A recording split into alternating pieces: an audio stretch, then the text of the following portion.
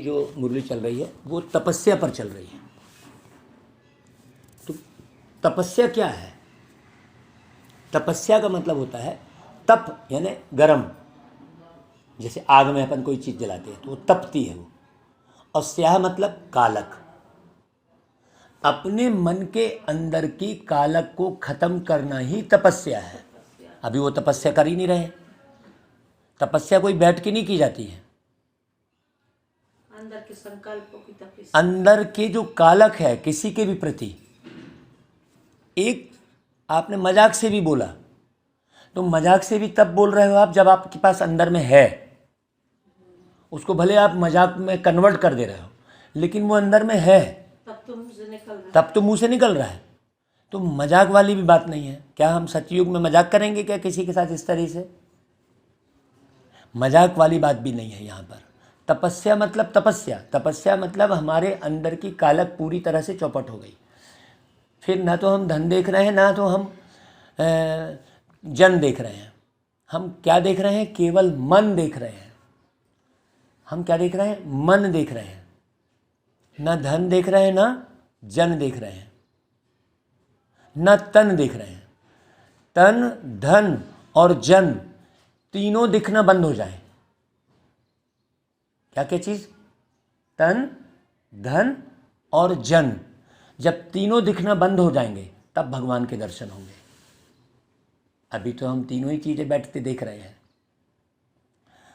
Maintain करना अलग बात हो रही है ना, सावधानी रखना अलग बात हो रही है, जीवन चलाना अलग बात हो रही है। लेकिन हमारी बुद्धि में हमेशा क्या दिखाई दे रहा है? किसी का तन, किसी का धन और जन, यही दिख रहा है। मन नहीं देख रहे हैं हम लोगों के। हमें मन को देखना है। जब हम मन को देखने का काम शुरू करेंगे तब हम मन की सफाई कर सकेंगे। सामने वाले का दिल कैसा है, मन कैसा है, हाँ तो वो कैसा है। मान लो सामने वाले का मन खराब है, ये हमने जान लिया, तो अब हमारी ड्यूटी क्या है? खराब चीज़ की रिपेयरिंग करना के हम रिपेयर है। हमने ये जान लिया कि खराब है, तो खराब है तो क्या कर लेंगे हम? मान लो आपके घर की कोई भी सामग्री खराब हुई तो फेंक दोगे क्या आप? साफ करेंगे। आप उसकी रिपेयरिंग करोगे। जब आप वस्तु को नहीं फेंक रहे हो तो उस मन को क्यों फेंक दे रहे हो? यानी वो आदमी तो खराब है, उससे क्यों किनारा कर ले रहे हो? मतलब तुम सारा जग परिवार नहीं समझ रहे हो। तब खराब मन से तुम क्या कर ले रहे हो? उसको हटा दे रहे हो। उससे तो हमको बात ही नहीं करना है, उसकी तरफ तो देखना ही नहीं है, उसके बारे में सोचना ही नहीं है, ऐसा कर ले रहे हो। क्यों भाई? मान लीजिए करेला कड़वा है, आपको पसंद नहीं है, तो आप घृणा थोड़ी करने लग जाएंगे। खाएंगे नहीं, लेकिन घृणा नहीं। घृणा थोड़ी करेंगे। आप उसको काट पोल के हटाने की कोशिश थोड़ी करेंगे। आप उसको देखना ही बंद कर देंगे, ऐसा थोड़ी होगा। या उस करेले के साथ गलत व्यवहार करना शुरू कर देंगे, ऐसा होगा क्या? नहीं खाएंगे, आपको कड़वा पसंद नहीं है तो बस इतनी तो होगा। तो तपस्या क्या है? अपने मन को साफ करना और सामने वाले मन को साफ करना, ये तपस्या है। बताइए क्या तपस्या कर रहे हैं? हम रोज वही गीत सुन ले रहे हैं, हम रोज उस गीत को सुनकर तपस्या कर रहे हैं, हम रोज लाल लाइट में तपस्या कर रहे हैं, तो वो कोई तपस्या नहीं हुई। मन का मैल तो हटा नहीं। वो तो हटा ही नहीं। हम वो गीत में बंधे हुए हैं, हम वो लाल लाइट में बंधे हैं, नहीं, हम वो फोटो में बंधे हैं। अब ये लाल लाइट जो है, बाबा ने कहते हैं ये सांस का साधन है। हाँ? अगर ये सांस का साधन खत्म हो जाएगा फिर क्या करोगे? फिर क्या करोगे? फिर कहाँ योग करोगे आप? कैसे योग तो लगाओगे? योग करने की चीज नहीं है, ये तो मन बुद्धि जोड़ना चाहिए, जुड़ने की बात है। अब परमात्मा कैसा है सुनना माता जी। परमात्मा के पास क्या है? परमात्मा के पास केवल दो ही चीजें हैं, प्रेम। एक मन और दूसरी बुद्धि। भगवान के पास धन नहीं है। ये है ना। हाँ, भगवान के पास धन नहीं है, भगवान के पास संस्कार नहीं है, वो संस्कारों से परे है। बहुत अच्छे से समझना, भगवान के पास मन और बुद्धि है। तो भगवान से कनेक्शन कैसे जुटेगा? मन और बुद्धि से जुटेगा, संस्कार से नहीं जुटेगा। अभी तो आप संस्कार कर रहे हो, योग लगा रहे हो, तो पूजा कर रहे हो, तो अगरबत्ती जला रहे हो, तो चालीसा पढ़ रहे हो तो आप मुरली भी उसी अंदाज में पढ़ ले रहे हो, वो मुरली चालीसा पढ़े जैसा, जैसे रोज एक चालीसा पढ़ लिया वैसा रोज मुरली पढ़ लिए। भगवान संस्कारों से परे है, भगवान के पास धन भी नहीं है। भगवान जो धन आप यूज कर रहे हो दुनिया में, वस्तु और मुद्रा, वो भगवान के पास थोड़ी है। तो जिसके पास बिल्कुल धन नहीं है वो सबसे बड़ा धनी है, क्योंकि आपके पास जितना धन है तो आप बोल रहे हो, लेकिन मन लगा है उससे। अभी सोचो, आप बोल रहे हो कि मेरे पास इतना धन है, तो वो सीमित हो गया, सीमित हो गया। और भगवान के पास मेरे पास इतना धन है वो नहीं बोल रहा है, तो वो असीमित है। तो धनवान कौन हुआ? जिसके पास सीमित धन है वो धनवान हुआ, या सीमित कि जो असीमित है सारा जग परिवार है अपना, कोई नहीं पराया, जैसी नज़र से देखा हमने वैसा उसको पाया। तो धनवान कौन हुआ बताइए? असीमित वाला कि सीमित वाला? असीमित वाला ना, जिसने पूरे विश्व को अपना माना है वो धनवान कहलाएगा, कि जिसने 4000 स्क्वायर फीट को अपना माना है वो धनवान कहलाएगा। आपने एक कागज रजिस्ट्री बना ली तो वो 4000 स्क्वायर फीट में आप फंसे हो, 500 स्क्वायर फीट में फंसे हो कि ये मेरा है। तो जब आप वो मेरा है कह रहे हो तो सबको मेरा कह नहीं पा रहे हो, उसमें बुद्धि लगी। बात कुछ नहीं रह गई। पहले घर मेरा था, फिर आश्रम मेरा हो गया, दोनों बराबर है, केवल शब्द बदले हैं। इधर मेरा घर कह रहे थे और उधर मेरा आश्रम कहने लग गए। उधर मेरा मंदिर कहने लग गए, उधर मेरा मस्जिद कहने लगे। अंतर कुछ नहीं हुआ, फर्क कुछ नहीं हुआ, केवल शब्द बदला है। बहुत गहरी बात समझने की है। तो आज की मुरली में बाबा तपस्या के ऊपर से जो बात कर रहे हैं कि तपस्या का फाउंडेशन क्या है। तपस्या का फाउंडेशन है बेहद का वैराग्य, हद से हट जाना। ये जितनी बातें हमने आपको सुनाई वो हद से हटाने वाली है। आप कितने के मालिक हो तो आप कहोगे मैं 1 करोड़ का मालिक हूँ, कोई कहेगा मैं इतने अरब का मालिक हूँ, तो भी तो वो सीमित हो गया, वो उतने अरब का ही है, वो विश्व का मालिक तो नहीं है। वो जैसे कहते हैं विश्व में सबसे नंबर 1 धनवान कहते हैं, तो विश्व में सबसे नंबर 1 कैसे हो गया?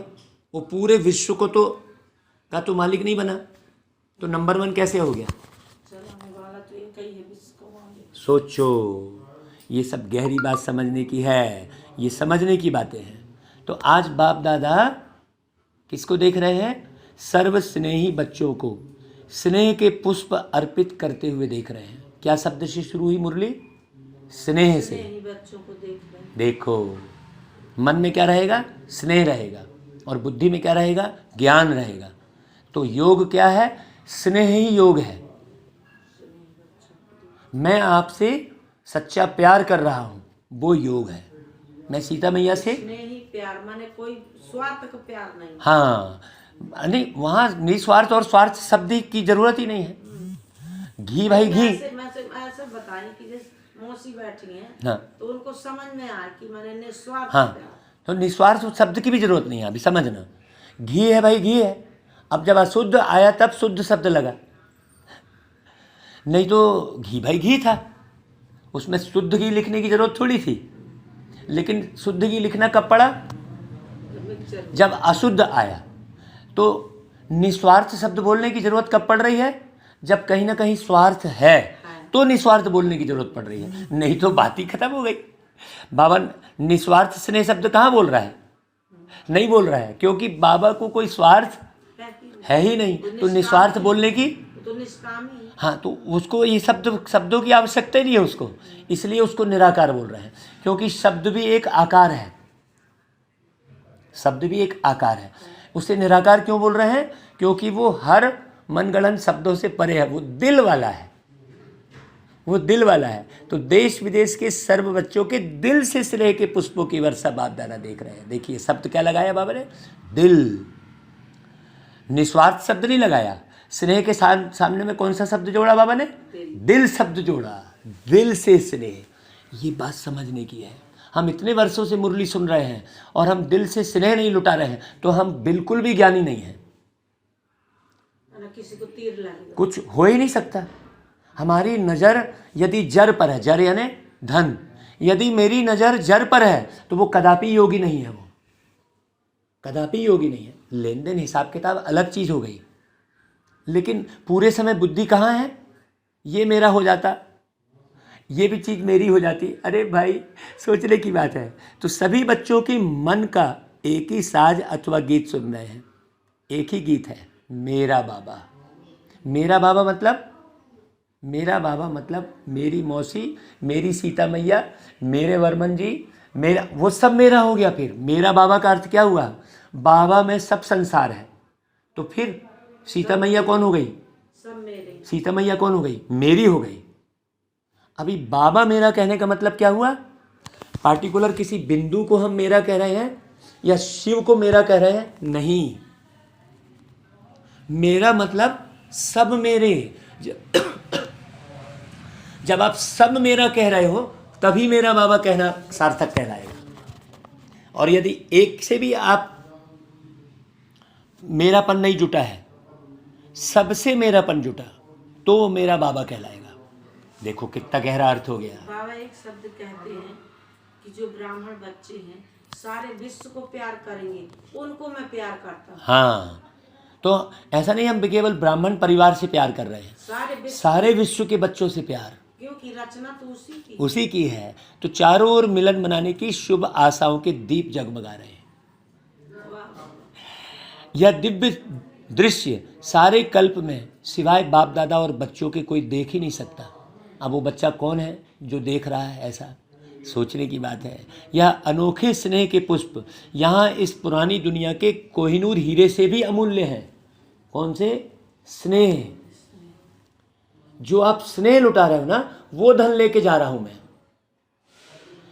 वो खर्च नहीं होने वाला है।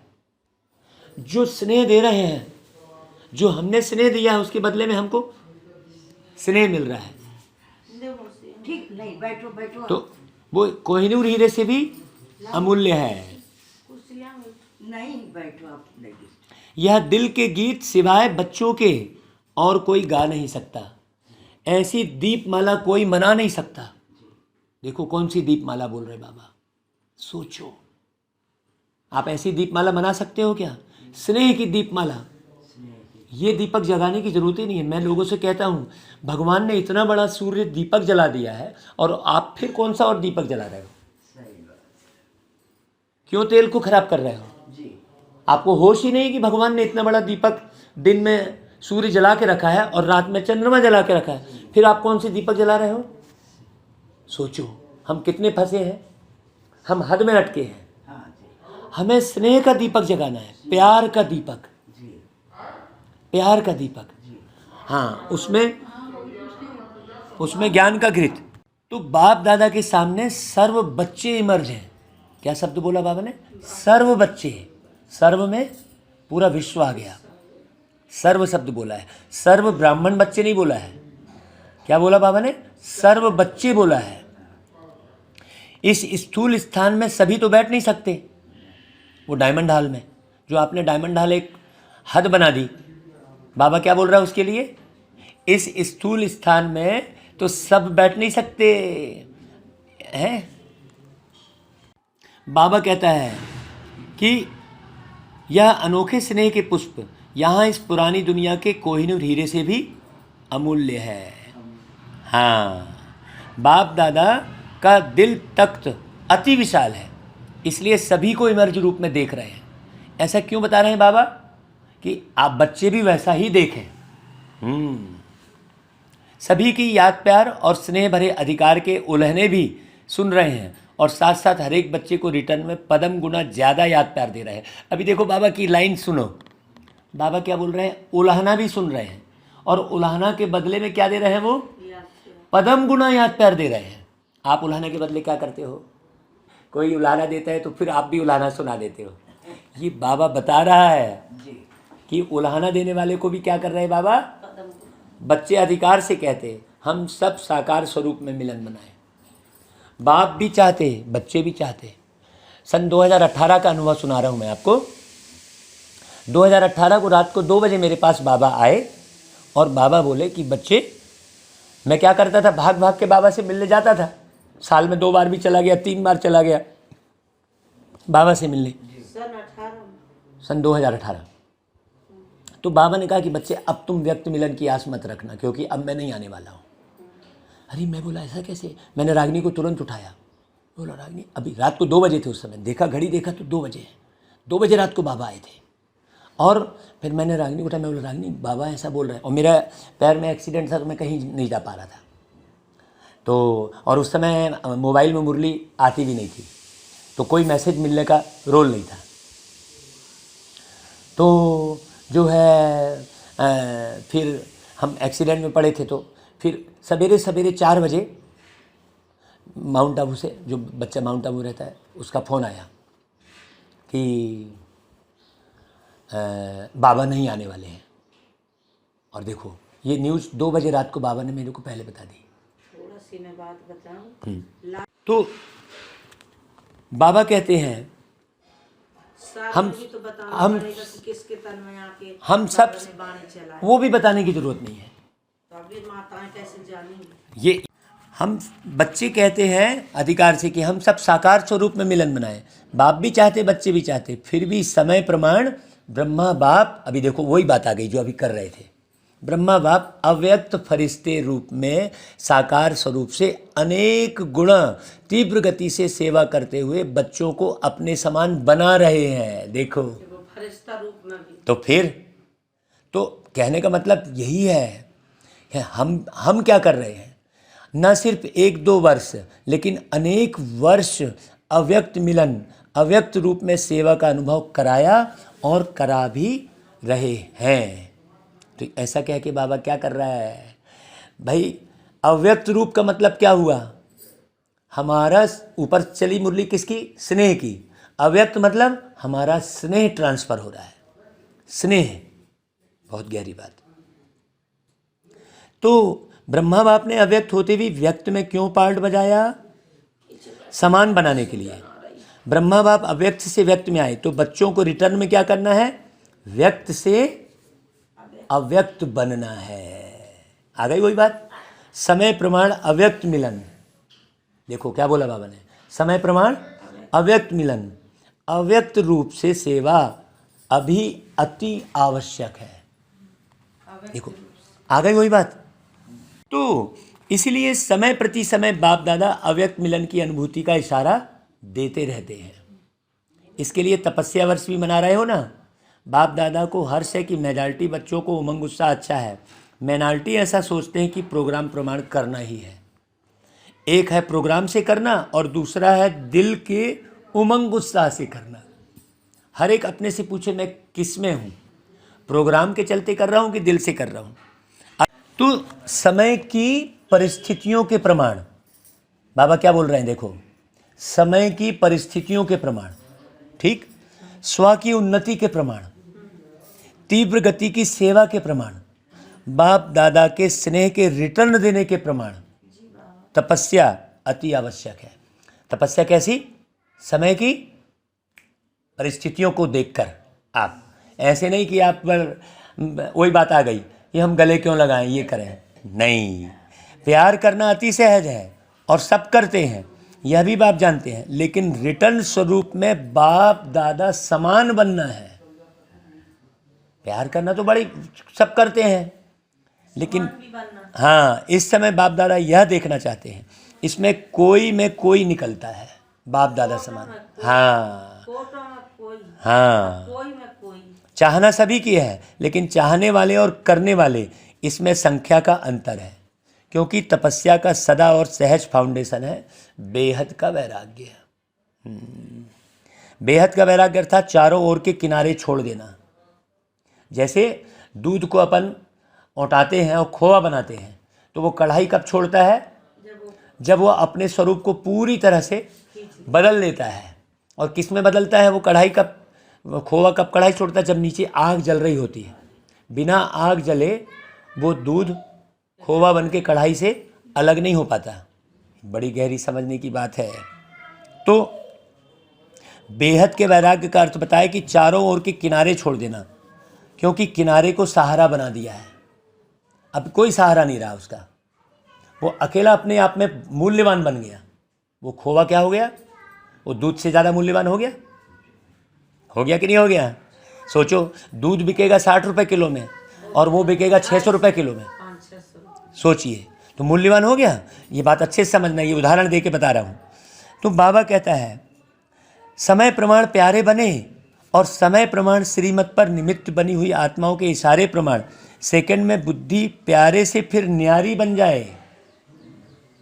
वही नहीं होती कि हम न्यारे हो जाएं। हाँ, हम उलझे रहते हैं किसी के व्यवहार में, बार बार वो चीज़ हमारी बुद्धि को झकझोरती है, तो फिर बुद्धि से बाबा याद नहीं आता। जितना जल्दी प्यारे बनते उतने न्यारे नहीं बनते हो। हमको भूख लगी। प्यारे बनने में होशियार हैं, न्यारे बनने में सोचते हैं, हिम्मत चाहिए। न्यारा बनना ही किनारा छोड़ना है, और किनारा छोड़ना ही बेहद की वैराग्य वृत्ति है। किनारों को सहारा बनाए पकड़ना आता है, लेकिन छोड़ने में क्या करते हो? देखो कितनी गजब की बात, लंबा क्वेश्चन मार्क लगा देते हो। सेवा का इंचार्ज बनना बहुत अच्छा आता है, लेकिन इंचार्ज के साथ साथ स्वयं की और औरों की बैटरी चार्ज करने में मुश्किल लगता है। इसीलिए वर्तमान समय तपस्या द्वारा वैराग्य वृत्ति की अति आवश्यकता है। अब वैराग्य वृत्ति का अर्थ समझ क्या लिया लोगों ने कि हमें उनसे दूर रहना है, उनसे दूर रहना है। ऐसी बात थोड़ी है। वैराग्य वृत्ति मतलब अपने को तैयार करना, अपनी कर्म इंद्रियों को अपने बस में, अपने को खोवा बनाना। हाँ, बहुत गहरी बात है। ये खा लूं, वो खा लूं, मन चाह मन, मेरे को वहाँ नहीं जाना है, मैं चली गई वहाँ, तो मैंने मन को खींच के रखना है। बाबा ने तपस्या का अर्थ इतना सुंदर बताया है, बहुत ध्यान से सुनना। तपस्या की सफलता का विशेष आधार व सहज साधन है। एक शब्द का पाठ पक्का करो, एक शब्द का। 2-3 लिखना मुश्किल होता है, एक लिखना बहुत सहज है। तपस्या अर्थात एक का बनना, उस एक में सब समाये हैं। बहुत ध्यान से समझना, जिसको बाप दादा एक नामी कहते हैं। तपस्या अर्थात मन बुद्धि को एकाग्र करना। तपस्या अर्थात एकांत प्रिय रहना। एकांत प्रिय रहना मतलब भीड़ में रहते हुए भी मैं एक के अंत में खोया हूं। तपस्या अर्थात सर्व प्राप्त खजानों को व्यर्थ से बचाना, संकल्प को बचाना, व्यर्थ संकल्प न चले, व्यर्थ बोल ना हो, सांसें सफल हो हमारी, समय श्वास संकल्प, तन मन धन सबको समर्थ इकोनॉमी से चलाना। तो एक का पाठ पक्का हुआ ना। एक का पाठ मुश्किल है, वह सहज है तो सहज, लेकिन ऐसी भाषा तो नहीं बोलेंगे ना। अब देखो, अब चलना है एक पर, लेकिन उसको भाषा में ले आए आप। ये पुरुषार्थ किसका है? अंदर का है। हाँ, हमको स्नेह तो सबको देना है। बाबा कहता है बहुत बहुत भाग्यवान हो, अनेक प्रकार की मेहनत से छूट गए। तो दुनिया वालों को समय कराएगा और समय पर मजबूरी से करेंगे। बच्चों को बाप ने समय से पहले तैयार कर दिया, करते हैं, और बाप की मोहब्बत से करते हो। अगर मोहब्बत से नहीं किया, वह थोड़ा किया तो क्या होगा? मजबूरी से करना ही पड़ेगा बाद में। बेहद का वैराग्य धारण करना ही होगा, लेकिन मजबूरी से करने का फल नहीं मिलता। कल की मुरली थी। तो मोहब्बत का प्रत्यक्ष फल भविष्य फल बनता है। और मजबूरी वालों को कहाँ से क्रॉस करना पड़ेगा? क्रॉस करना भी क्रॉस में चढ़ने के समान हो गया। हाँ, तो क्या पसंद है? मोहब्बत से करेंगे। बाप दादा सभी कभी किनारों की लिस्ट सुनाएंगे, ऐसे तो जानने में होशियार है। रिवाइज कराएंगे कहाँ कौन कौन सा किनारा पकड़ा हुआ है। क्योंकि बाप दादा तो बच्चों की हर रोज की दिनचर्या जब चाहे तब देख सकते हैं। एक एक के देखने का सारा दिन धंधा नहीं करते। साकार ब्रह्मा बाप को देखा, उनकी नज़र स्वतः ही कहाँ पड़ती थी। चाहे आपका पत्र हो, चाहे पोता मेल हो, चाहे कोई चाल चलन हो, चाहे कोई 8 पेज का पत्र हो, लेकिन बाप की नज़र कहाँ पड़ती? जहाँ डायरेक्शन देना होगा, जहाँ आवश्यकता होगी। बाप दादा देखते भी सब हैं, लेकिन नहीं भी देखते हैं, जानते भी हैं, नहीं भी जानते हैं। तो जो आवश्यक नहीं वह ना देखते हैं ना जानते हैं। खेल तो बहुत अच्छे देखते हैं, वह फिर कभी सुनाएंगे। अच्छा, तपस्या करना, बेहद की वैराग्य वृत्ति में रहना सहज है ना। किनारों को छोड़ना मुश्किल है क्या, पूछ रहे बाबा, लेकिन बनना भी आपको ही है। चाहे मुश्किल लगे, चाहे बनना तो आपको पड़ेगा। कल्प कल्प की प्राप्ति के अधिकारी बने हो और अवश्य बनेंगे। अच्छा, इस वर्ष कल्प पहले वाले अनेक कल्पों के पुराने और इस कल्प के नए बच्चों को चांस मिला है, तो चांस मिलने की खुशी है ना भाई। मेजॉरिटी नए हैं, टीचर्स पुरानी हैं, तो टीचर क्या करेंगी, वैराग्य वृत्ति धारण करेंगी ना, किनारा छोड़ेंगी कि उस समय कहेंगी कि करने तो चाहते हैं लेकिन कैसे करें, करके दिखलाने वाले हो कि सुनाने वाले हो। जो भी चारों ओर के बच्चे आए हुए हैं, सब बच्चों को बाप दादा साकार रूप में देखने से हर्षित हो रहे हैं। हिम्मत रखी है और मदद बाप की सदा है ही, इसलिए सदैव हिम्मत से मदद के अधिकार को अनुभव करते सहज उड़ते चलो। बाप मदद देते हैं लेकिन लेने वाले ले तब तो हैं। दाता देता है लेकिन लेने वाले यथाशक्ति बन जाते हैं।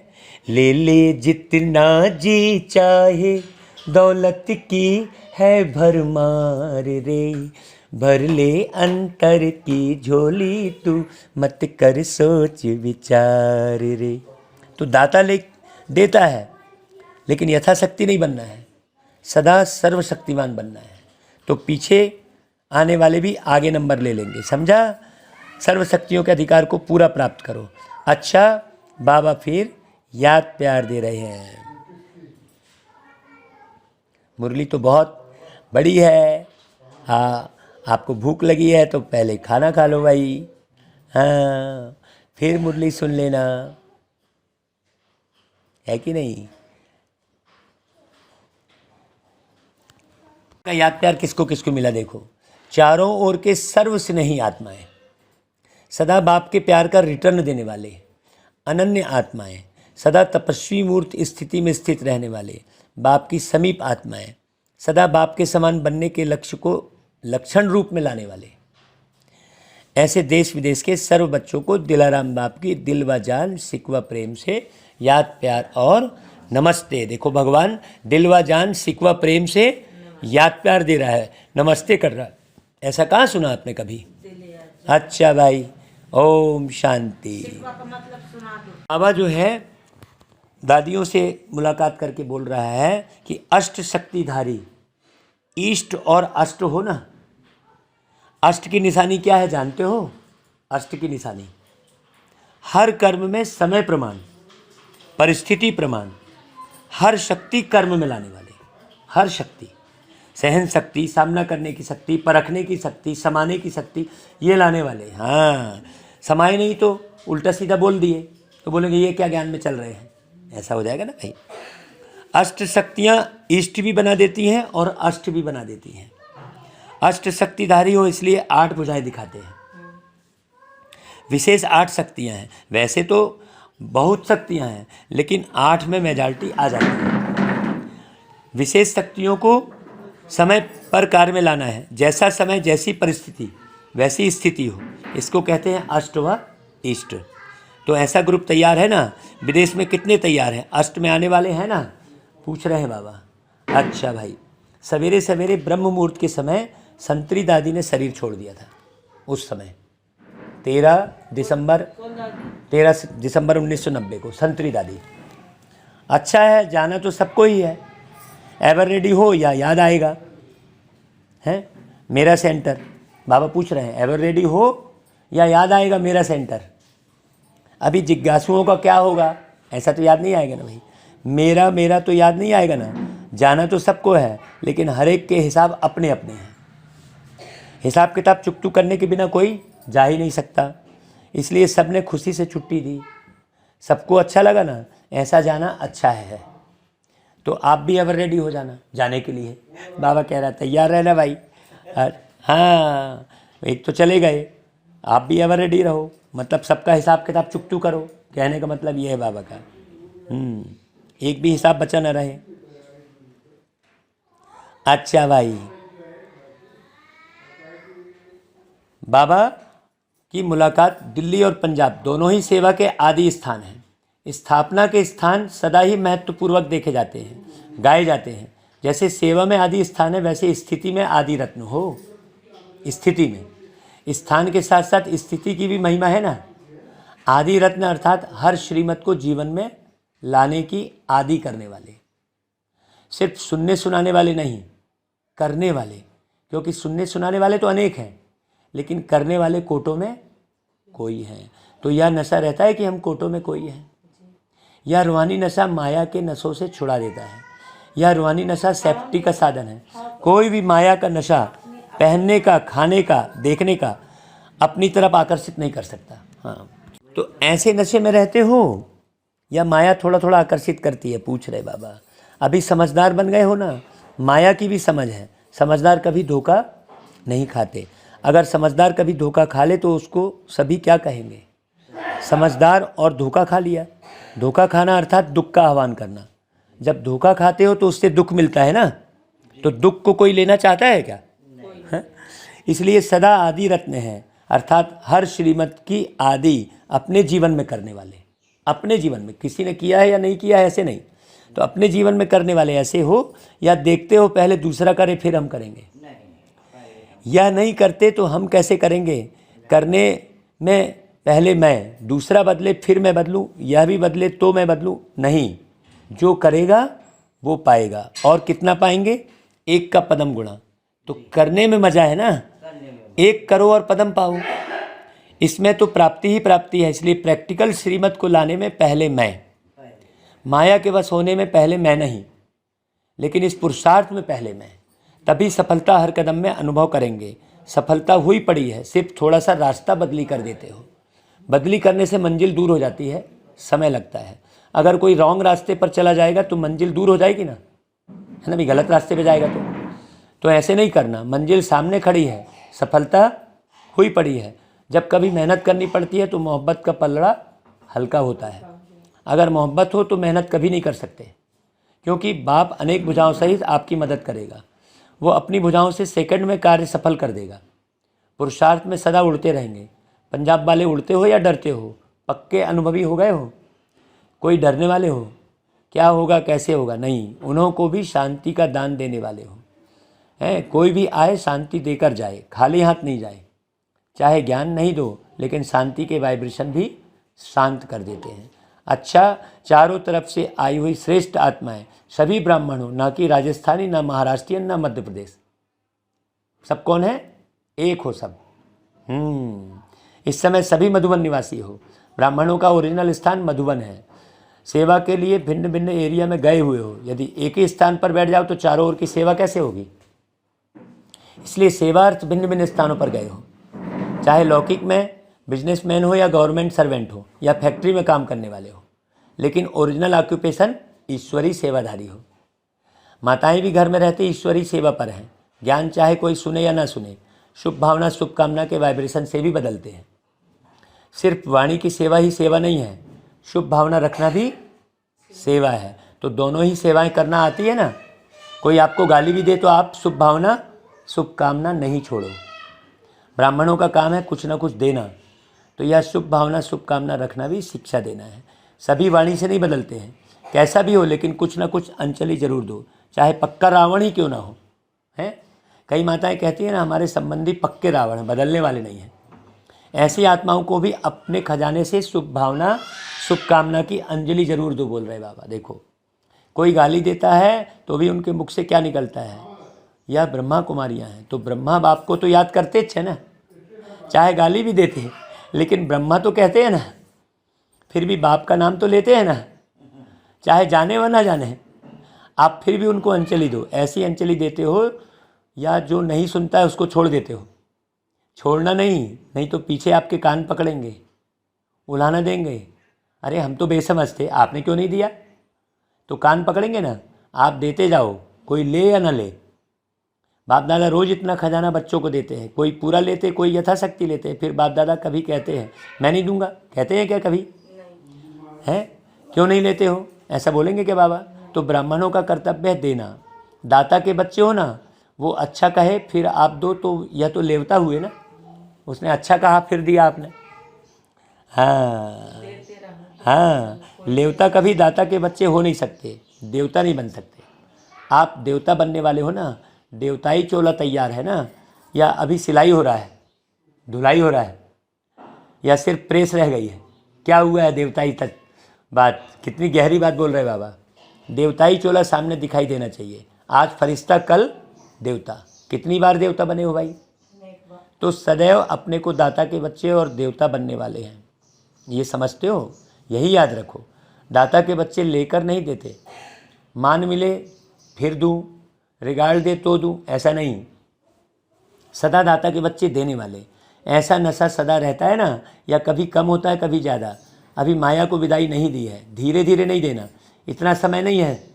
अब एक तो आए देरी से हो, और फिर धीरे धीरे पुरुषार्थ करेंगे तो पहुंच नहीं सकेंगे। निश्चय हुआ, नशा चढ़ा और उड़ो। अभी उड़ती कला का समय है, उड़ना फास्ट होता है ना भाई। आप लकी हो, उड़ने के टाइम पर आए हो। अभी उड़ने का समय चल रहा है। हाँ, तो सदैव अपने को ऐसा ही अनुभव करो कि हम बहुत बड़े भाग्यवान हैं। ऐसा भाग्य फिर सारे कल्प में नहीं मिल सकता। तो दाता के बच्चे बनो, लेने का संकल्प भी ना हो। पैसे दे, कपड़ा दे, खाना दे। देखो आपने अभी बोला था मेरे को, आप बोले, मैं बोला सोचता भी नहीं हूँ। आपने नहीं बोला कि ठीक, मैंने ठीक क्या गलत क्या मुझे नहीं मालूम है? मैं सोचता भी नहीं हूँ।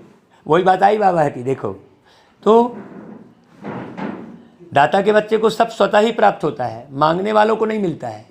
बिन मांगे मोती मिले, मांगे मिले ना भीख। दाता बनो तो आप ही मिलता रहेगा। अच्छा भाई, वरदान। यथार्थ याद द्वारा सर्वशक्ति संपन्न बनने वाले, सदा शस्त्रधारी कर्मयोगी भव।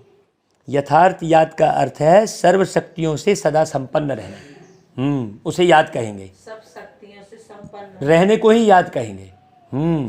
परिस्थिति रूपी दुश्मन आए और शस्त्र काम में नहीं आए तो शस्त्रधारी नहीं कहा जाएगा।